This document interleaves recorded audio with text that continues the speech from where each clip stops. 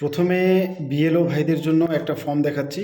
এই যে ফর্মটা দেখতে পাচ্ছেন, এই ফর্মটা আপনারা চাইলে সংগ্রহে রাখতে পারেন। আপনাদের এখনও যাদের হিয়ারিং হয়নি, হিয়ারিং চলছে, এটা আপনাদের অত্যন্ত হেল্প করবে। এবং পাবলিকরাও চাইলে এই ফর্মটা দেখে রাখতে পারেন। আমার এসআইআর অ্যান্ড সেন্সাস পেজে এইটার পিডিএফটা দিয়ে দেবো, আপনারা ডাউনলোড করে নিতে পারেন।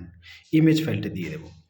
তারপর আসছি আমি ফাইনাল তালিকায় যাদের নাম থাকছে না, যাদের নাম থাকার সম্ভাবনা নেই, বা আপনি হয়তো মনে মনে ভাবছেন সব কিছু ঠিক আছে, তারপরেও হয়তো নাম থাকলো না ফাইনাল তালিকায়। সেক্ষেত্রে আপনারা কি করবেন, আমি এর আগের একটা আগের ভিডিওটাতে যে বলেছিলাম আপনারা কিভাবে অ্যাপ্লাই করবেন। প্রথমে ডিওর কাছে আপনারা অ্যাপ্লাই করতে পারেন। ডিও যদি ব্যর্থ হয় তাহলে সিওর কাছে আপনারা অ্যাপ্লাই করতে পারেন। এই অ্যাপ্লিকেশনটার জন্য দেরি করবেন না। উইদিন 10 ডেইজ বলেছে, আপনারা উইদিন 7 ডেইজ ধরবেন এটাকে, মানে 7 দিনের মধ্যে আপনারা অ্যাপ্লাইটা করে দেবেন। মানে যদি আপনি বৈধ ভোটার হয়ে থাকেন এবং কোনোভাবে আপনি বঞ্চিত হয়েছেন, আপনাকে বঞ্চিত করে লিস্টে রাখা হয়নি এটা আপনার মনে হয়, এবং আপনি প্রমাণ করতে পারবেন, এনিহাউ প্রমাণ করতে পারবেন যে আপনি বৈধ ভোটার, তাহলে আপনি 7 দিনের মধ্যে ডিইওর কাছে অতি অবশ্যই আবেদনটা করে দেবেন। অ্যাপ্লিকেশনটা কিভাবে করবেন এর প্রক্রিয়াটা অতি অবশ্যই পরবর্তীতে আমি আলোচনা করব, যখন যখন অ্যাভেলেবেল হবে অতি অবশ্যই আমি আলোচনা করব সেই পদ্ধতিটা। তারপরে আসি আমি মাধ্যমিক অ্যাডমিট কার্ড নিয়ে। সুপ্রিম কোর্ট যে রায় দিয়েছিল যে এই নথিটাকে মান্যতা দিতে হবে, তো এই নথিটা নিয়ে অনেক জায়গায় অনেক কথা হচ্ছে। স্কুল সার্টিফিকেটসগুলো যারা দিয়েছে, ক্লাস 4 পাস, 8 পাস ইত্যাদি, এগুলোকে তো মানেইনি। মাধ্যমিকের অ্যাডমিট কার্ডটাকেও কিন্তু কোর্টের রায়ের পরেও ফুল মান্যতা দেওয়া হয়নি।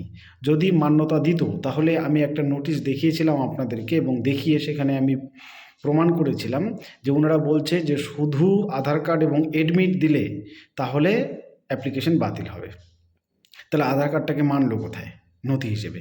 তবে এই ক্ষেত্রে একটা কথা বলে রাখি, যে যাদের লিঙ্কেজের প্রবলেম আছে, লিঙ্কেজ অর্থাৎ যারা তাদের নাগরিকত্ব ভারতীয় নাগরিক এটা প্রমাণ করতে পারবেন না, অর্থাৎ নিজের পিতামাতার জন্ম 1987 সালের জুলাই মাসের 1 তারিখের আগে, এটা যদি প্রমাণ করতে না পারেন তাহলে কিন্তু আপনি যে নথি দেখাচ্ছেন একটা নথিও কাজ করবে না, বা আমি যতগুলো নথি বলেছি একটা নথিও কাজ করবে না। কিন্তু আপনার পিতামাতার নাগরিকত্ব যদি প্রমাণিত হয়, কিংবা আপনার সেলফ নাগরিকত্ব যদি প্রমাণিত হয়, তাহলে যে দুর্বল নথিগুলো আছে সেগুলো অবধিও কাজ করতে বাধ্য, কারণ আপনার নাগরিকত্ব প্রমাণিত।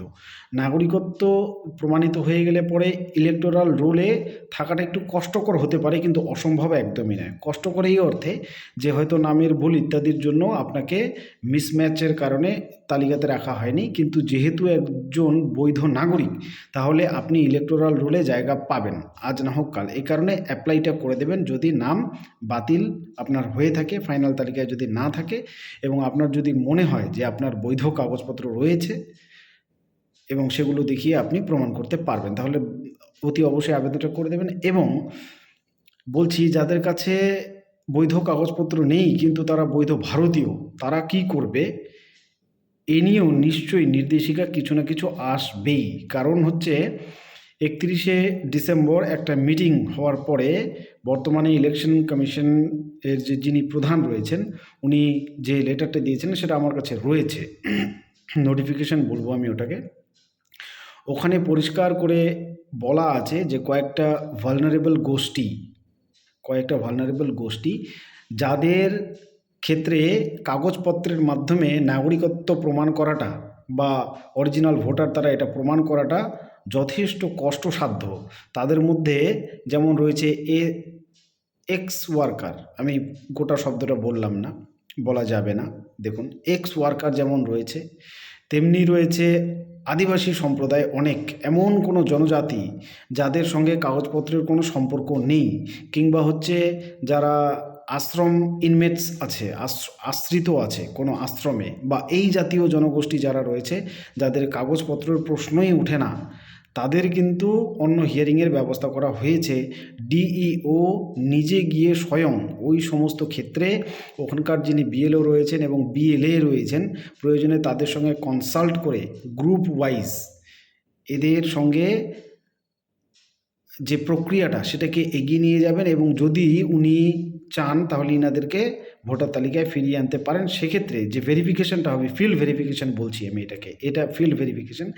এই ফিল্ড ভেরিফিকেশন এ ডিইও সাহেব নিজেই উপস্থিত হয়ে ভেরিফিকেশনটা করবে। প্রয়োজনে বললাম যে বিভিন্ন দলের যে বিএলএরা রয়েছে ওনাদের যদি কোনো অবজেকশনস থাকে সেটাও শুনবেন, এবং ওনাদের যদি কোনো সার্টিফিকেট থাকে সেটাও ইনি শুনবেন, দেখবেন, এবং তারপরে সিদ্ধান্ত নেবেন যে ওই জনগোষ্ঠীকে তালিকাভুক্ত রাখা যায় কি না। তাহলে এটা যদি হতে পারে, তাহলে এই জন্যই বলছি যারা বৈধ অথচ কাগজপত্র নেই, তাহলে ইনাদের ক্ষেত্রেও অতি অবশ্যই নতুন কোনো নোটিফিকেশন আসতে বাধ্য, আসতে হবে। এরপরে আলোচনা করছি এডমিটটা। আলোচনা করতে করতে ছেড়ে দিলাম। বলছি যে এডমিটটা এখনও ফুল মান্যতা পায়নি। আপনার যদি অন্য নথি না থাকে, শুধু এডমিটটা দিয়ে কিছু প্রমাণ হবে না, কিচ্ছু তারা নিচ্ছে না এডমিটটা। এজ প্রুফ হিসেবে এটাকে নিতে বলেছিল। তো আপনার যদি এজ প্রুফ হিসাবে শুধু এটাকে দিয়ে থাকেন এবং বাকি তথ্যগুলো প্রমাণ করার অন্য নথি থাকে, তাহলে আলাদা বিষয়, না হলে কিন্তু এটা মানছে না তেমন। এবার বলছি ফর্ম নিয়ে, যারা নিউ 6 এবং ভোটার যারা ফিল আপ করেছিলেন 6 নম্বর ফর্ম নিউ ভোটার আবেদনপত্রের জন্য, তাদের জন্য খুব খুশির খবর, লিস্ট প্রকাশ হতে চলেছে সবার, এবং একে একে আপনারা সকলে যে ভেরিফিকেশন প্রসেস সেটাতে সামিল হবেন, এবং তারপরে যে এসআইআর এর ফাইনাল তালিকা সেখানে আপনাদের নামটা থাকছে, এটা নিশ্চিত। বলেছিলাম যে 7 তারিখ অবধি ওয়েট করুন, এই 7 তারিখের পরেই হয়তো আপনাদের হিয়ারিংয়ে ডাকা হবে, আগেও ডাকা হতে পারে। এটা একটা আপডেট। আরেকটা হচ্ছে বিএলওরা এবার গিয়ে ইআরও সাহেবদের সঙ্গে যখন ডকুমেন্ট আপলোড হবে, ইআরও সাহেব যখন ডকুমেন্টটা আপলোড করবে, তখন বিএলওরা সেখানে স্বয়ং উপস্থিত থাকবে এবং ওনাকে হেল্প করবে। তো এটা কিন্তু একটা ভালো দিক। আপনার এলাকার বিএলও যখন আপনার ডকুমেন্টেশন যতগুলো রয়েছে সেগুলো যখন আপলোড করছে, সেখানে উপস্থিত থাকছেন, তো এলাকার বিএলও অধিকাংশ মানুষকে চেনে এবং জানে। তাহলে যে কোনো তথ্য দেওয়ার সময়, আপলোড করার সময় বিএলওর যদি কোনো ডাউট থাকে, সেটা অনেকখানি ক্লিয়ার করতে পারবে বিএলও স্বয়ং। এটা কিন্তু একটা প্লাস পয়েন্ট। এই কাজ অতি দ্রুত শুরু হয়েছে এবং হয়তো আজকাল থেকে বিএলওরা ইআরও সাহেবের সঙ্গে বসা শুরু করেছেন। যাই হোক, তো এগুলো ছিল আপডেট। এবং প্রত্যেকটা ভিডিওর মতো এই ভিডিওতেও যে বার্তাটা দিলাম, তার শেষে একটা কথাই বলবো, ভেঙে পড়া নয়, লড়াই জারি রাখতে হবে, লড়তে হবে নিজের নাগরিকত্বকে বাঁচানোর জন্য। এবং একদম ভেঙে পড়লে চলবে না।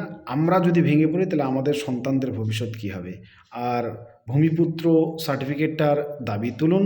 আমরা ভূমিপুত্র, এই সার্টিফিকেট আমাদের প্রদান করা হোক। যারা রাজনীতি করছেন তাদের কাছেও অনুরোধ করব, আমরা কেউই অরাজনৈতিক ব্যক্তি নই, প্রায় সকলে আমরা কোনো না কোনো রাজনৈতিক দলের সঙ্গে যুক্ত। তা আপনি যে দলই করেন তাতে আমার কোনো আপত্তি নেই। শুধু যখন আপনি কোনো রাজনৈতিক মিটিং মিছিলে উপস্থিত হচ্ছেন, সেখানে এই দাবিগুলো তুলুন যে যারা ভূমিপুত্র তাদেরকে ভূমিপুত্র সার্টিফিকেটটা প্রদান করা হোক। যদি না করা হয়, তাহলে শুধু রাজনীতি খেলছে আমাদেরকে নিয়ে, এটা বুঝে নিতে হবে। এটা আপনিও বুঝে যান। তাহলে আমাদেরকে নিয়ে যেন শুধুমাত্র রাজনৈতিক খেলা না খেলা হয়, আমাদের দাবি যেন পূরণ করা হয়। এটা আকাশ কুসুম কোনো দাবি নয়, একটা কাগজ চাইছি আমরা, কোনো টাকা পয়সা চাইছি না। এবং সেটাও অথেন্টিক হলে তবেই। আমি বলছি না যে যারা হচ্ছে আনঅথেন্টিক, যারা খাঁটি নয় তাদেরকে দিন, নো। যারা অথেন্টিক অরিজিনাল ভোটার্স এবং বাসিন্দা, এই দেশের হাজার বছর ধরে যারা বংশ পরম্পরায় বাস করছে এদেশে, তাদেরকে এটা দেওয়া হোক, অতি সত্বর দেওয়া হোক। এবং তার সাথে আগের ভিডিওতেই আমি দাবি করেছিলাম, যিনারা এদেশের বৈধ নাগরিক, সংবিধান মেনেই যারা নাগরিক, তাদেরও যেন কোনো প্রকার কাগজপত্রের দিক থেকে কমতি না থাকে এবং তাদের সঙ্গেও যেন বৈষম্যমূলক আচরণ না করা হয়। আমরা সকলে ভারতবাসী, এই কথাটাকে মনে রাখতে হবে। ভারতকে যেমন ভালোবাসি, ঠিক তেমনি ভারত আমাদের মায়ের মতো। সেই মায়ের কাছে সকল সন্তান যেন সমান স্নেহ পায়। ধন্যবাদ।